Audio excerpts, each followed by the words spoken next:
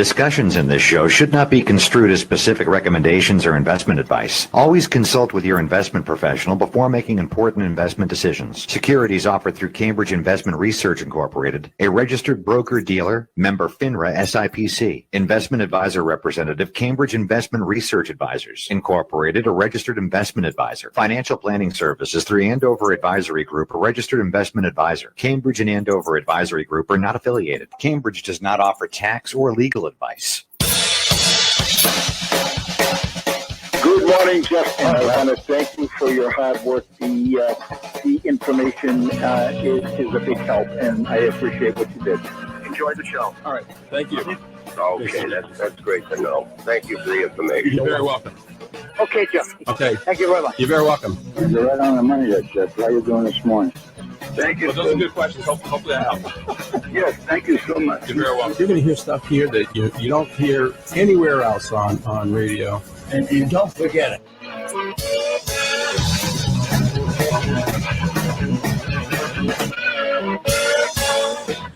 Welcome to another edition of Talk Money. I'm Jeffrey Shank, your fully vaccinated host. For those of you who may be joining us for the first time, I am the owner of Andover Advisory Group, a registered investment advisor that was founded back in 1996 with the intention of providing a comprehensive financial planning service for our clients. And we do the show here once a week to give you some tips, keep you up to date on some of the happenings, some of the changes to the tax laws and what's going on in the economy. And ultimately, our goal here is to raise your money IQ. So welcome. Thank you for tuning in and joining us today. We've got a great lineup today of information, if I do say so myself. I'll be the judge of that. Hello. Yes. I attended, I think I mentioned to you, I attended a wedding this weekend. Yes. And you may or may not be surprised to learn that I had a in-depth discussion with one of the attendees about inflation. Did you know? Yes. Sure, why not? It was about an hour and a half into the open bar, so I'm not sure. I was going to say, funny. My next question was more closely geographically located to the bar or the dance floor. Or In fact, our table, Yeah. when we got the number for our table, I looked around and said, "Perfect." Right next to the bar. Right next to the bar. Excellent. So we were on the outskirts, because we Open weren't. bar, you said too, right? Oh yeah, Oh. all night. Yeah. Yeah. Oh my God. Yeah. So yeah, it was a great, absolutely great wedding. Was it a It was- bar or was it a set? Not to fixate on this. No, Was it No. a bar? yeah, no, it was, yeah, Full bar. full bar. Wow. Yeah, all night. Nice. Yeah. I don't know when the next time I'm going to get invited to one of those. Because sometimes they just set up these picnic tables and they have They have beer, wine, and exactly. maybe a signature drink or something like that. No, full bar. Yeah, and Costco vodka. Costco. Going on. Exactly. No, this was top shelf. Excellent. All afternoon and into the evening. Why didn't I get a text? Want to be my plus one? Open bar? Yes. So it was actually at Laconia, New Hampshire, nice. on the I think Paugus Bay. I think is where we stayed. Very, very, very nice. Very nice location. Perfect day. No rain. Partly intermittent clouds. It was absolutely gorgeous. You didn't answer my question. What was before your the question? show. What? What was the policy and percentage of mask wearing at the ceremony in New Hampshire? So the hotel itself had some requirements that they, I think, were not sticking to. So it was kind of relaxed indoors. But the couple wedding didn't have their mask on while they take it out. No, and in fact, Yeah. there might have been one or two people, Wearing a mask. 200, Yeah. that actually wore Oh, a mask during the ceremony, and we asked, and we were told it's optional. So Yep. we did not. I like it. Yeah. Black tie and mask option. Yeah, yeah, exactly. Yes. So yeah, it was a great time, and about I don't know, a couple hours into the reception, I was sitting with a friend who happens to be a banker, Oh, okay. Yeah. Somebody I haven't seen in a long time was kind of good. We're talking about the latest numbers on inflation, and he is in the Federal Reserve and Treasury Secretary's camp in thinking that this is just temporary, and it's not a big deal. Don't worry about it. And we're not going to change our policy. Maybe someone That is hacked a- the Fed pipeline. And temporary little inflation blip. So yeah, it wasn't heated. I just I don't even know how we got on the topic at all, to be quite honest with you. But I was kind of curious as to what his opinion was on it, and so I thought we'd just talk a little bit about it, because we actually got some an inflation read last week, at the end of last week, and it was.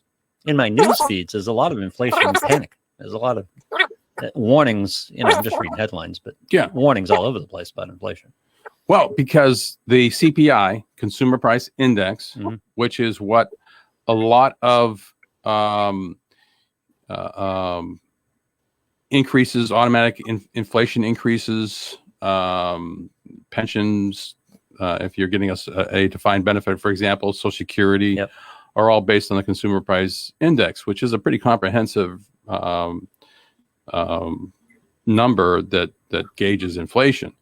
But that's not the number that the Federal Reserve uses, because if you're aware of it, they have an inflation target of 2%, and they don't use the CPI. Right. Everybody else uses CPI except for the Federal Reserve. They use a different measure. Of course. Of- If of it were easy, inflation. anyone could do it.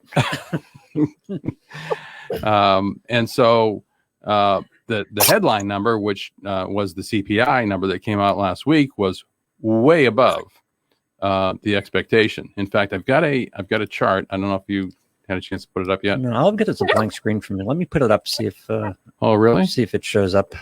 I Oh no, I got it. Thank you. got it. Yeah, it came back as soon as I flipped the switch there. There you go. Okay, very good. So this was actually based on March's, not April's number.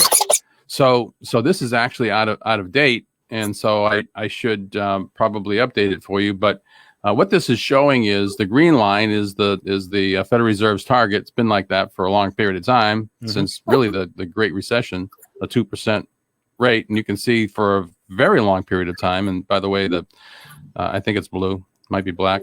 That line is the CPI number, and you can see there for a very long period of time, it was well below the Fed's target. Right.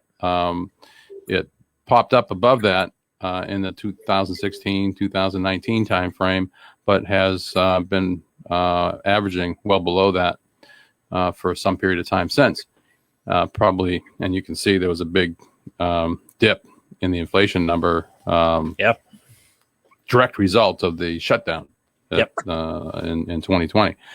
So the red line is the number that the Fed uses.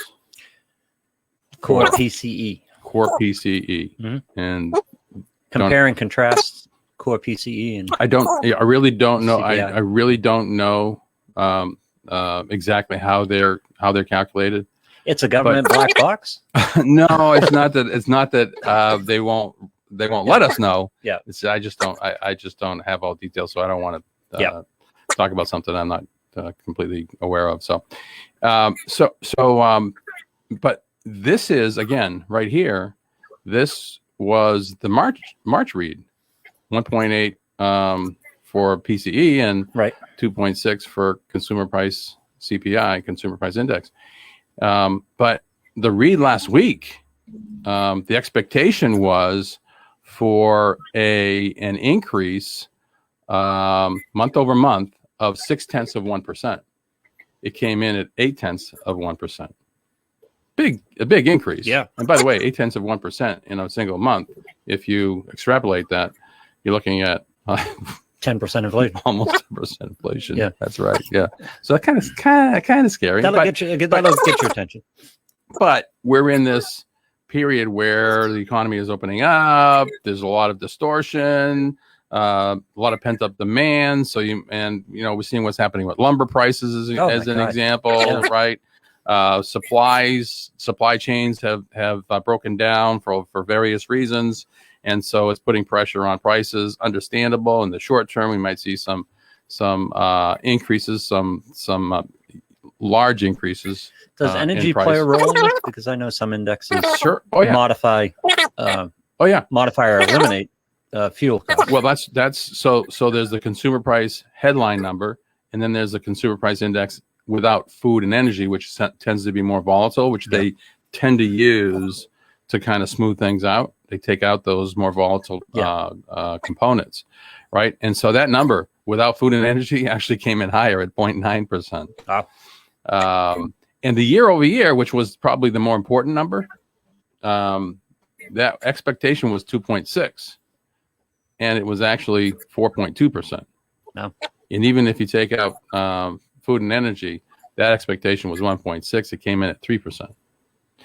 So that's kind of spooked the markets last week. And you dump a couple of $1 trillion into the economy, and this kind of thing is going to happen.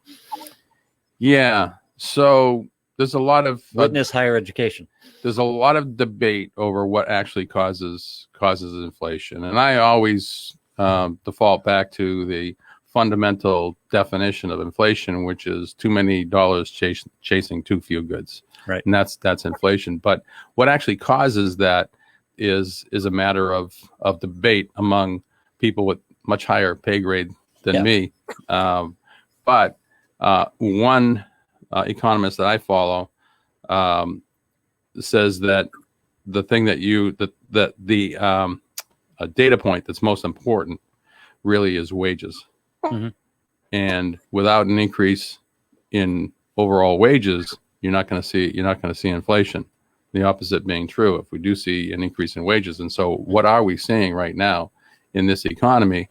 Just because, again, potentially distortions, disruptions in the economy overall, a labor force that is being given an incentive to not labor unless they get paid more. Right. Why go to work if you can stay home? That's not true of everybody, of course, but there's a large portion of the a significant labor section force that's in that position. That is in this position to say, why should I go back to work if I can make this amount of money and not work? Which is understandable.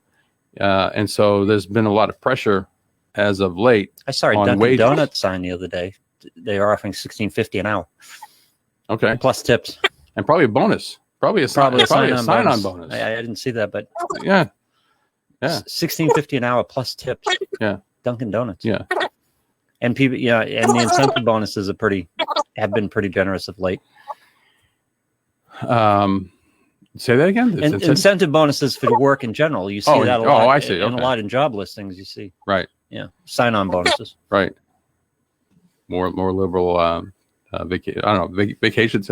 Can the person who's running the counter at Dunkin' Donuts expect to get paid vacations and I would think health insurance and all that? So bottom line is there's been some upward pressure on wages. So the government's been paying wages for a year now. These PPE loans have essentially funded. They have dumped trillions of dollars into the economy directly through businesses to keep people through individuals employed. Stimulus. Right. And the economy, they weaken the economy, and now there's going to be a rebound. So people have to go to restaurants need workers. Dunkin' Donuts need workers. Right. Yeah. And they're having a difficult time finding them. Yeah. That was shown in the jobs report for April as well, where there seem to be a lot of job openings available and not enough people to fill them, even though there's 8 million people still out of work. So it's funny how this always happens when the government meddles in the free markets. It's funny how this always seems to create a problem. Unintended consequences. The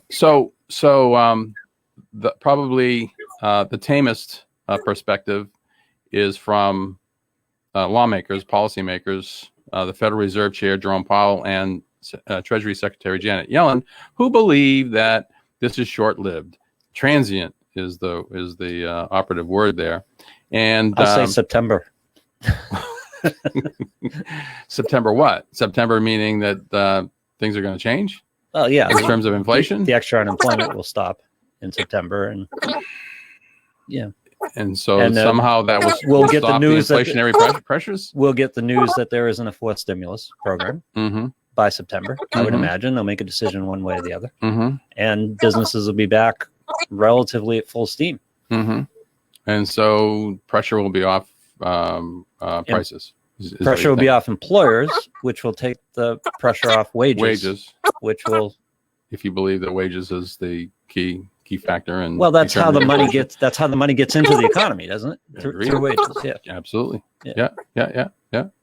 But here's the thing: when you look at inflation long term, and I'm going to equate this to what I saw back in the late mid to late 80s Yeah. with high inflation and high interest rates in particular. Yeah.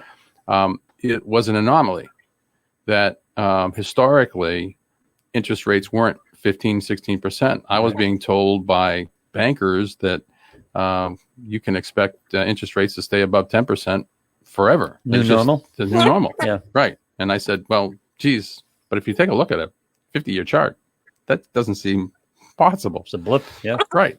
And so when you look at inflation, 2% may be close to the norm, but I think it's probably higher than that. And that actually the range that they're looking for is above 2%, maybe 2.2, and before they actually start to do something. Yeah.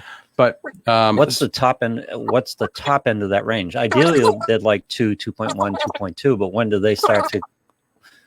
At what point do they start to quell inflation? Work the other way. that's a great question, Yeah. and they're not telling us. What are they comfortable And they with? won't say. They Yeah. won't say because they don't expect it to be that high. Don't have to They're say. not saying they're not. They're, Yeah. they're saying it's probably not going to be 2.2 until the end of this year at the earliest. Right. And they have no expectation of raising interest rates at the short end anytime soon. Probably not until 2022 or 2023 Yep. for that matter. And so they don't believe that this inflation. They believe that this is a just a blip, a short-term spike in inflation due to the effect of the shutdown and the reopening and some of the disruptions that took place in the economy, Oh, and it'll have no long-term consequences. in 2 right. weeks, the curve will flatten. The inflation curve will flatten. Curve will We'll be flatten. back. Right. Fine. There is a view, Just though. give us 2 weeks. There is a view Yeah. that inflation may last longer with potentially wider consequences, but that any effects could be reversible. And so I've heard the Fed chair talk about inflation and the tools that they have to combat it. And he says tools, plural. Yeah. And so far, I haven't heard what other tool they would have other than raising rates. Because I believe that's the tool. Yeah. They only have one knob, They only have one. They only have one when it comes to combating inflation. When it comes to creating inflation, there's a lot of things they can do. Yep. As we found out. But when it comes to combating and slowing the inflation, I'm not so sure that they have multiple tools in their toolbox to fight that. I could be totally wrong, but I think it's something that we need to keep an eye on because if there are sustained inflationary pressures, and by the way, you might want to judge that by what's going on with wages. So if we start to see wage inflation, we might ultimately see a higher inflation rate in the economy.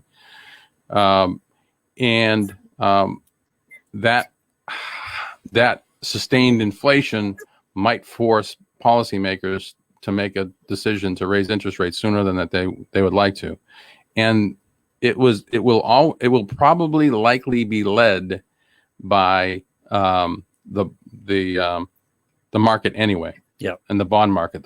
The bond market will probably lead the way and the Federal Reserve will play catch up when it does happen. So keep your eye on what's going on in the bond market. As you see yields start to rise because of those inflationary pressures, it's likely that the Federal Reserve will follow suit.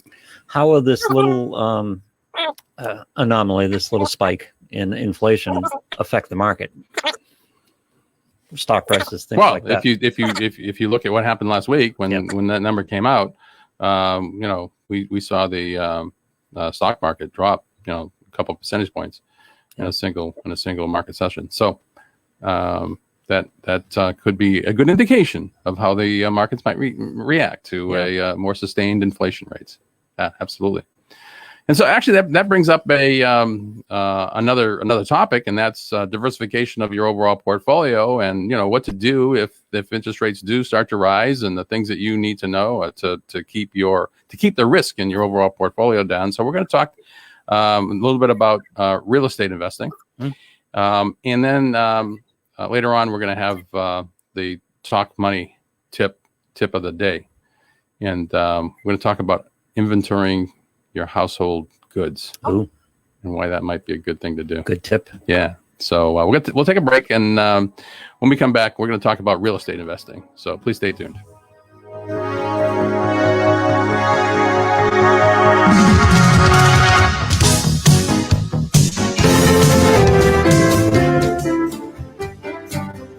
Whether you're saving money for your children's education, preparing for retirement, or deciding on the right life insurance plan, you can count on the professionals at Andover Advisory Group. Established in 1996, our company is responsible for providing financial planning services to individuals seeking sound financial advice. We create a comprehensive financial plan that serves as a framework for organizing the pieces of your financial life so that you can focus on your goals and understand what it takes to reach them. And a financial plan can help you prioritize. For example, how saving for college might impact your ability to save for your retirement. Having a clear perspective will allow you to pick the right strategies and confidently choose suitable products and services. Best of all, you'll have the peace of mind that comes from knowing that your financial life is on track. Call us at 978-691-5005 to book your free initial consultation. That's 978-691-5005. Hi, this is Jeffrey Shank, a chartered financial consultant and the host of the Talk Money Show.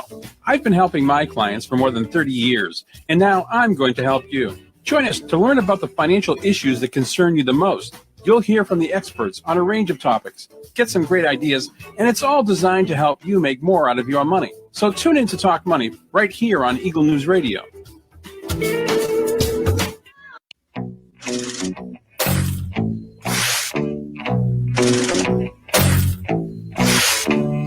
Welcome back. And so we were talking a little bit about portfolio investment diversification, and one of the asset classes that I would consider an alternative asset class, because it's not a stock or bond type investment necessarily, and that's real estate. So when I talk to clients about investing in real estate, the first thing they ask me is, "Oh, should I buy an apartment building, or should I buy a two-family or something like that?" And which is understandable, because that's what they think of when they think of real estate. They think about their home, or they think about that apartment building. I think investment property. They think investment property. Yeah. Exactly, and that's really what it is. The problem with going out and buying an investment property is that it can be it requires a lot of capital. Yep. Right. Yep. It most likely involves borrowing money in order to make that happen. So you're increasing your risk by tacking on the additional obligation of paying back a loan. Right. So if something happens to the value of the real estate, the bank doesn't care. You still owe them the money, and they want you to pay. Plus, there's the cost of borrowing that money, which the interest that's involved. And of course, there's all of the headaches of being a landlord, maintaining the property being one of those, and then making sure that your units are rented. Yep. And you're getting the right rent, and that your tenants are paying the rent. So all of these things combined make owning that that investment property a challenge, it can be very rewarding. So Yeah. I don't want to make it sound like this is something that you wouldn't do. No, but I hear people refer to it as passive income all the time, and it's far from passive income. Well, it's passive income. You know why? Because the IRS calls it a passive activity. Yeah. So if you own investment real estate, it's considered a passive activity, even though you're personally involved in it. So, and the only reason they call it a passive activity is because typically there'll be some, especially when you buy a property initially, there's some losses, more losses sometimes than others, and they have all kinds of rules to limit those losses for certain individuals. So that's why they like to call it a passive activity as opposed to an active investment. So I don't want to make it sound like this is something that you wouldn't do automatically. Just by default, you wouldn't get involved in it because it's just too risky. Because if you have the temperament, you have the time, you have the knowledge, it can be very successful investment for you, especially if you can leverage that by putting 20% down and borrowing the rest of that and taking advantage of what's going on in the rental market today, especially if it's residential rental property. There's a lot of call, an increasing number of people who are renting as opposed to buying in today's market, because they can't find a house to buy in some cases. They have to live somewhere, so they're renting. Right. Which makes the purchase a little more challenging. It's a challenging time to be buying real estate. In terms of the price. Yeah, price. Right. So right. So even if you decide you want to do that, well, I'm going to be buying in, right? Yeah. In a market where I'm competing against other people who are trying to buy the same property and willing to pay a lot more maybe than it's worth. Yeah. And that's what's happening mostly at the individual home ownership level. And that's just crazy. What's going on today. But there are other ways to make a real estate investment and diversify your overall portfolio. And one of those is to buy into a pooled real estate investment where you have a professional property manager or a professional investment company that is going out and purchasing as part of a pooled fund real estate properties, and you buy in effectively as a shareholder or as a partner of that particular business. So a lot of the headaches that we just talked about go away because somebody else is making decisions about what to buy, what to sell, who to rent it to, how to maintain and manage the property, and basically you become more of a passive investor in that particular case. And what you're looking for in most cases is the income that's being generated by that. We talked about the Federal Reserve and interest rates and how and the low yields. By the way, we were shopping for a CD in the last couple of weeks. Yeah. And I talked to a couple of bankers, and they say they don't want your money. Yeah. Oh, really? They don't want your money. Yep. They've got too much money, and they're not willing to give you any incentive to set up a CD. And so in many cases, you buy a 12-month CD, and you might get less than 0.2% guarantee on that CD. Amazing. Yeah. So the point I'm making here is that yields on those more traditional, let's call it that, types of investments, those income yielding or income producing investments, is very low in this environment, and looks like it's getting lower. Yep. But real estate can be potentially a more effective income producing investment than can be your typical bond type fixed income type investment. Yeah, I want to go back on that because one of the reasons you get into investment properties is because hopefully the cash flow you're turning into a little bit of monthly income. Right. There's some margin there as well as the appreciation of the property if there is one, you know, and all that stuff. Yeah. So these types of alternate real estate investments, do they provide a regular cash flow, positive cash flow? Yes. Yeah. In fact, the IRS says that in order to maintain their non-taxable status at the entity level, Mhm. they have to distribute at least 90% of their net cash flow to shareholders. Mm. Yeah. Yeah. And so that the name that they give a lot of these investments is a real estate investment trust, Mhm. or REIT for short.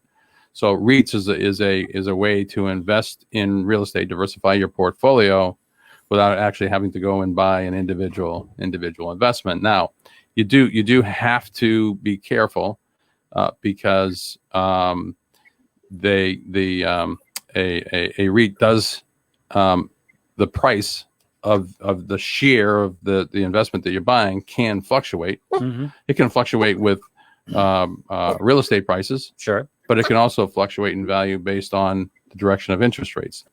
These types of investments typically are interest sensitive because you're getting a yield, let's say, that works out to 4 or 5%, right?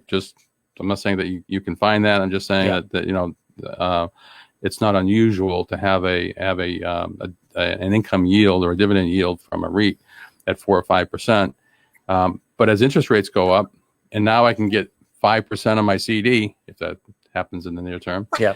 All of a sudden, taking that additional risk by owning the real estate and everything that goes with that may not be worth it. So suddenly, the value in the marketplace of that REIT might go down. Now, having said that, typically if we're in a higher interest rate environment, usually we're in an inflationary environment, owning rental property has a built-in inflation protection. Yep. Because people would expect that as we see inflation, rents go up. Yeah. go up Yep. in relation to inflation. Again, no guarantee that that's going to happen, but it can be a good investment to have even in an inflationary environment. But the Feds have already told us that for the time being, they're going to fight tooth and nail rising interest rates. I mean, that doesn't That's a deal good point. with the free market interest rates. But That's correct. Yeah. Yeah, exactly. Yeah. And so the other thing to keep in mind is that your REIT investment doesn't. Actually, one thing that's very important. There are real estate investment trusts that actually invest in bonds, mortgage securities. So just because you're buying a REIT doesn't mean that you directly own real estate. Be very careful. It's very possible that you could buy into a REIT and find out that they just have a portfolio of mortgage bonds. Yeah. And so you don't have anything much more than a package of bonds Right. that is very interest sensitive, and you don't have the potential for price appreciation. And the other thing too, to keep in mind is that you can buy REITs directly if they're publicly traded on the exchanges, or you can buy a private real estate investment trust, where the number of shareholders and the market volatility is less. Yep. Typically, because it's more of a private investment. And you can also buy funds that buy REITs. And so just like a mutual fund buys individual stocks and puts it into a portfolio, you can buy into a mutual fund that owns a portfolio of real estate investment trusts. Yep. But the important thing here that I think in this discussion today is the real estate as an asset class. And I've got another, hang on a second. Let me get to it. Forgot to change it. Okay. So this should be, Yep. You got it? Yep. A little fuzzy in my view. I don't know how it looks. No, on the it's okay. screen. Looks okay. Yep. Okay. So this is total returns since 2011 on equity REITs. That's the green. Yellow is stocks, as represented by the S&P 500, I believe, and bonds. Total returns. That would be dividends or income Right. plus price appreciation. So you can see here, and this is the important consideration, because when we talk about diversification, what do we want when we're diversifying our portfolio? We want a balance of uncorrelated Yeah. asset classes in order to properly diversify our investment portfolio, so that if one of those asset classes isn't doing too well, the other might be doing better. And you can see here that equity REITs are not correlated either to No. stocks or bonds, and actually can produce returns. And we're talking about equity REITs as opposed to those REITs that are investing in mortgages, Yep. for example. Okay. And you can see here that you can get equity type returns investing in real estate investment trusts, and in some cases outperform the stock market in any given period. And so the other thing to keep in mind is that every real estate investment trust has a goal, has an objective, an investment objective, and usually it's the type of real estate that's being purchased. Oh, I see. Yep. So in one case, you might have a real estate investment trust that invests in shopping centers, Okay. or another one that invests in office buildings or storage facilities. Mhm. I know that there's Oh, really? specialty, the specialty REITs out there that they just invest in storage facilities. You probably see it happening in and around the Merrimack Valley, where suddenly this mom and pop storage facility is there's a new sign up because Yep. they just got bought out by one of the national franchises. A lot of time that has everything to do with the real estate investment trust that is going out Right. and buying these facilities. Interesting. Yeah. Or I know that there's real estate investment trust and invest in college housing. Interesting. Yeah. And then there's others that invest in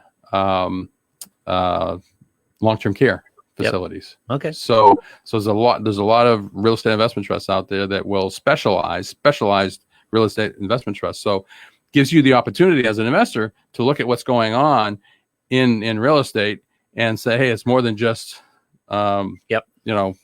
residential, it's commercial, but then there's subcategories of commercial investments that you can make, and you get very specialized and take advantage of some trend that's going on in the economy, like the aging baby boom population and the need for Right. a greater number of long-term care facilities or assisted living facilities. I was talking to one of the guests at the wedding over the weekend, who former resident of Andover, who finally made the decision.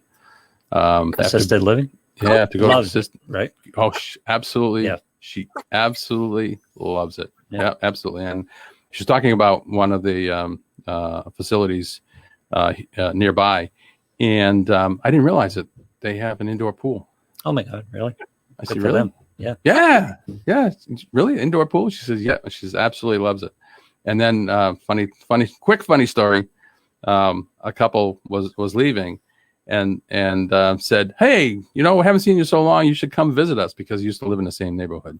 A lot of the guests were from the neighborhood. Right. And you should come visit us. And I said, you can go visit her. She's not in a hospital. Yeah. She's in an assisted living, right? Which basically they take care of your meals and provide other services. It's not like you've made the decision. You just moved. You're renting with some additional with some additional Get services. some amenities. Yeah. And so that's an area, because of the aging baby boom population, that could be growing. And so a real estate investment trust that specializes in that type of real estate might actually do better than others as a result. Listen, I have no idea what I'm talking about, but the whole storage facility thing has been a fascination of mine for years. Oh, is that right? Think about it. No toilets, no right. As far as no day-to-day tenants, no wear and tear on the building. And they don't pay the rent up to 60 days or whatever it is, right? You cut off the lock and you have an auction, and you open up that space for somebody else. 200 tenants. That money just coming in. Yeah. I mean, and how tough could it be to build a storage facility? Right. You just it has to be protected. Yep. right? And it has to be dry There's a place in and Salisbury. climate controlled. There's a place in Salisbury, and I believe it's a U-Haul facility, but there's a place in Salisbury where they have a bunch of containers that were made into storage bins. Oh, okay. It's like 2 or 3 per container. Oh, is that right? Yeah. So they just drop them in the parking lot. They didn't even build a building. Yeah. They just Oh, is that right? they just fitted these shipping containers as storage facilities. And they don't even have a structure to contain it. No. Oh, is that right? Sitting in the parking lot. Yeah. Yeah. They got the garage door like a regular storage Okay. container has. Yeah. Different Oh, so sizes. they built a building around it. No. Just storage No. containers lined up in a parking lot, basically. Oh, is that right? They do have a storage facility, but they put extra storage in these storage containers. Oh, I see. Okay. Yeah. All right. So the primary storage is not that. Okay. I It's get a it. Yeah. great You love business the model. business I because do. Yeah. Like I you said, don't I have don't to worry know about anything, you don't have but- to worry about fixing the faucet. No. You don't have to worry about plunging the toilet. Right. Exactly. Exactly. And they just show up and open it whenever they want. You don't even have to Right. be there. Yeah, especially if you give Yeah. 24/7 access. Yeah. Yeah. Yeah. Yeah. And man it with one person. And think Right? about your You man it with one Right. person, right? and think about your diversity of tenants. So you got 100 tenants, you get 150 tenants. Yeah. Some of them can be bad, but you're fine. You get regular income coming in from the others. And like you said, it's much easier to quote unquote evict a storage tenant than it is to evict a So much easier. so much You easier. have to worry about the kids. Yeah. Especially with COVID, where all the tenants are protected. Right. I imagine there are real estate people, real estate investment people who have really struggled in this environment because Because they can't evict non-payers. can't evict and they're not getting Right. any income. Right. So, Storage facility. storage facility, baby. They don't even send you a warning.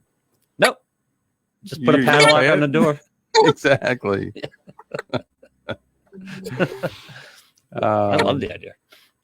So let's look for a and I know that there's real estate investment trusts specialize in that particular type of real estate. So And I sit around and I watch all these solar farms going up, and I keep thinking to myself, storage facilities under those solar farms. under the solar farm. Under this double. Right. Yeah. Putting up solar panels. Yeah. Use that. Just double it, man.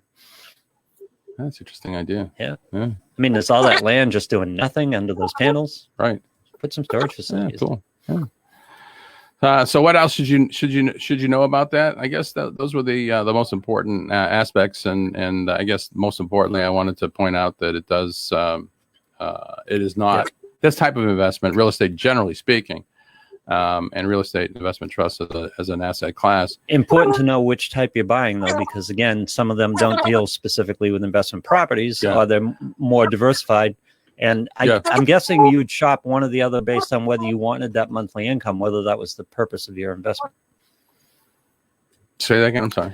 You might go with assets like, for example, traded trusts Yes. if you weren't particularly worried about the monthly income. You just- no. I think for the most part, you're All you're of them buying, have income. They all have they all have income. Yep. Generally speaking, they all have income. Mhm. To what extent depends on the type of real estate that they're investing in, and in many cases, the yield is dependent on the price. Yep. So if for whatever reason, simply because interest rates have moved, or there's been a problem with the real estate market that they're in, Right. that could have pushed the price down. That increases potentially the yield because generally the rents just keep coming. So and I just thought of another specialty real estate investment trust that I did want to mention, and those are the real estate investment trusts that focus on growers. Interesting. Yeah, and the Another type little- of grower that I'm talking about is in the people that produce CBDs. Yeah. Yeah. In fact, Another little hybrid business idea. I like it. Need facilities. In fact, I had this client that gave me a bunch of names to look at because he was thinking about investing in the marijuana industry, Mhm. and of course, it's still technically at the federal level not legal to grow here in the United States. He gave me all these names, and I started doing the research on them, and it turns out that they were all real estate investment trusts. You weren't even buying companies that were in the, actually growing the Right. product. they were just investing in the real estate and getting the income that was resulted from those people who were using the land to grow. Essentially riding the tide of that sector. Yeah. But in this particular case, they were all Canadian properties because I guess up there the restrictions are not as great as they are down in the lower 48. All right, so we're going to need a CBD pipeline. Yeah, a CBD pipeline. I think there is one. Maybe not exactly as you would expect a pipeline to be, but yes, there's definitely some product being transported. Oh yeah. The important thing here, I think that I wanted to bring home is that it can be a nice addition to your portfolio because it is an alternate class and it can give you some. It can improve the risk profile of your overall portfolio by reducing volatility. Genuine diversity. Genuine diversity. Yeah, exactly. And a simple way to do it using the real estate investment trust, similar to buy a mutual fund. But as always, do your homework. Make sure you're not taking undue risk. Make sure you know what it is that you own before and what the consequences are of making that investment. All right, so we're going to take another break here. And when we come back, I'm going to talk a little bit about your homeowner's insurance policy and today's Talk Money tip of the week. We'll be right back.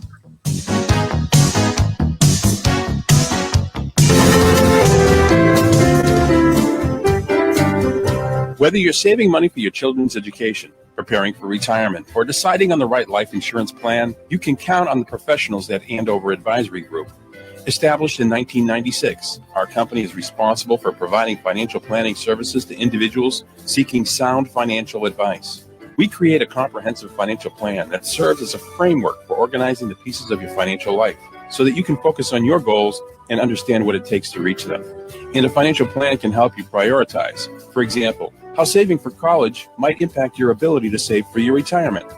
Having a clear perspective will allow you to pick the right strategies and confidently choose suitable products and services.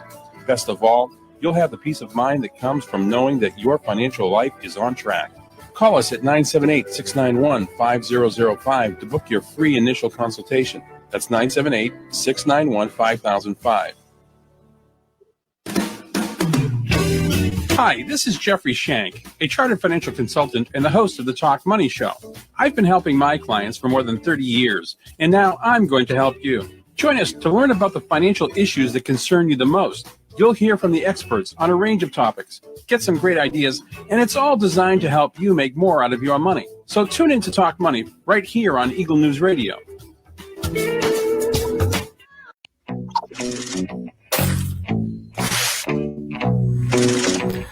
Welcome back. Hey, before I forget, you can reach me after the show by dialing the toll-free number on the screen, 877-475-2062.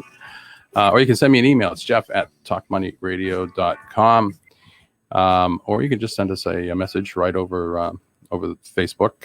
I do want to also mention that we do, for those of you who would like to get to know us a little bit better, find out what we do, see if we can help you out. We do offer a no obligation, no cost initial consultation. It lasts typically about an hour long. We'll take a look at what your situation is all about, what your concerns are. We'll tell you how we work. And the purpose of that meeting really is to determine whether it would be a good fit, whether or not us working together would add value to your situation, can help you out. And by the way, I like to point out here that people often don't talk to financial advisors because they don't think they have enough assets to talk to a financial advisor. But if you're dealing with older parents who are going into a nursing situation, you get kids going into college, you just upgraded your job situation, you're getting married, there are all kinds of reasons to talk to a financial advisor. Yeah.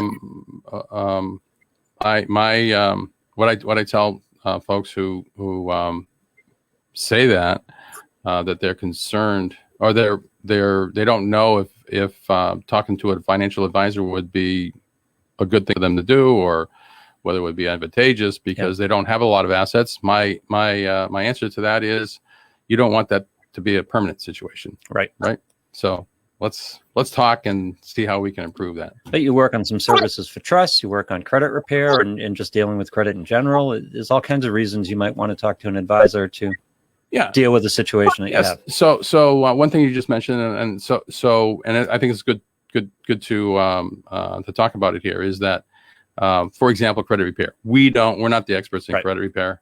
Okay, I understand basically how it works, but we do have a network of other professionals that we work with, attorneys, accountants, credit repair specialists that we work with that we can refer you to that can get the job done. So we have our preferred our preferred professionals that we can refer you to. But that example specifically is kind of a two-pronged deal because the credit repair advisor might say, pay off this account. And then you go, how do I do that? How do I do that? Exactly. Yeah. Exactly right. So Yeah. there's no question at all that they all connected Right. together. And that's where the comprehensive financial planning comes into play. And so we make sure that all of the facets of your financial life are all working together to get you to where it is that you want to get to. Yes. And do not enter the college situation without some financial advice. Just don't do it. And by the way, if your kid's a sophomore now in high school, now's the time to start talking. Absolutely. Yeah. And we talked, you know what? And there's actually a recording of, I don't know if it's last week or the week before, we talked about some changes that are happening in the whole financial aid landscape. And you'll want to know Yes. what this is all about because it can definitely affect you. And like you say, now's the time to start planning. If you've got a freshman or sophomore in high school, don't wait. And a mistake Until it's is too late. thousands of dollars. A mistake is It could cost thousands you of dollars. Yeah. thousands of dollars. Yeah. Yep. So I want to talk a little bit today about having a household inventory. Yes. So if I asked you, Lou, to remember all the contents that are in your house, Mhm. how successful might you be? Well, my house is small. Okay. No, of course, no one knows what everything that's in their house. Right. Yeah. Unfortunately, that's what you're going to be asked when Yes. there's a calamity, Really? a fire. What model number? What? Yeah. Well, actually, model number could be important. Yeah. Could be important. It could be the difference between getting a settlement from the insurance company. If you have so we're talking fire, theft, windstorm, a hurricane, Yep. that sort of thing, that would cause significant damage, not just to the structure, but your personal belongings, including theft, right? And the last thing you want to have happen is you have a situation like that, a calamity, and you just think about if you're sitting there calmly thinking about what you have, you can probably do a pretty good job of coming up with a lot of your stuff. Yep. Right. Yeah. But when you're under pressure and Your house just burned down. the emotions, your house just burned down, Yeah. you know, all of a sudden coming up with that stuff. And then there's the stuff that you don't use that often, like the skis. Yep. That you spent $1,000 on, right?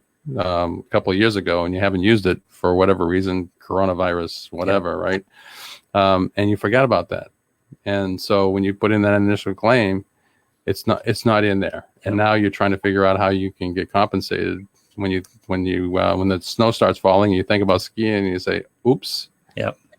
what happened to those skis? Well, we lost them in the And with the fire." way payouts work with depreciation and things like that, it's important to get everything listed. It's important to build up that total Right. as much as you can. So how do you deal with this?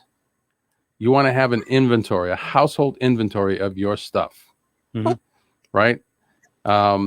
What is the best thing to have as in terms of an inventory? A written list. Okay, it doesn't have to be on paper. It can be on in a spreadsheet, which I would Hopefully not on a highly desktop. recommend. Not in a desktop that's lost in the fire. You want Yep. to put it on a USB and maybe make a cloud backup. Yep. Just in case, right? But even that can seem daunting. Sure. Okay, to start listing everything. Sounds like a fun weekend. So I have a great idea. This is today's I know what it is. Talk Money tip. Yep. Go ahead. What is it? Let's take a video. Exactly. Walk around with your cell phone Exactly. and take a video. I've been recommending this, Yep. suggesting this to clients for 40 years, right? Do a video. But 30 years ago, the chances that somebody might actually have a video camera Yeah. was a lot Yep. less. So I say, hey, take photos. Just Yep. take photos. Yep. Next best thing. Yeah. Just take a picture of everything. At least you got it, right? But today, everybody's got a video camera on their phone, so this should be no problem at all. Just take a weekend, block off a couple of hours, Right. and just go around the house and comment. Yeah, Right? just Comment talk on what over it it, is. Yeah, exactly. Yeah. Take pictures of the valuables. Yep. A lot of people don't realize that there's limitations on certain types of valuable items, like jewelry, for example. Collectibles. Collectibles is another example. So those types of things, if you do run into them as you're doing your inventory, you might want to check with your insurance agent just to make sure that you're adequately protected for those items. I'd say be careful about when you're doing the video. When you open up the safe, you don't Show the combination. you don't show the combination, or talk about the location of those valuables, because today, especially if you're using your phone, that might get exposed to the general public. So you want to be careful about that. But yeah, just take pictures of everything in the garage, in the attic, and the beauty of today's photography is that you can do close-ups, and you might actually be able to see that model number. Yep. Right on the Or do the talk over and say it. and do the talk over. Store it in the cloud. Right. You're covered. And maybe later on you might want to sit down and maybe make type out some of the more important stuff, just to make sure you have a good solid inventory of everything you own. Because a lot of people, when they do the inventories for loss, a lot of them give up. They just do the important stuff. They just do the top 50, 60% they can remember. But Right. adding that total of the extra 40% is going to fight your depreciation. And it's going to help your settlement. Yeah, and those smaller items could be Add up. Yeah, they could be very valuable. Yep. So that's today's Talk Money tip. Looks like we're out of time, Luke. Mhm. So we'll be back next Monday, same time here on Talk Money. In the meantime, remember, good sound advice is much better than advice that simply sounds good. Thanks, Luke. See you next week.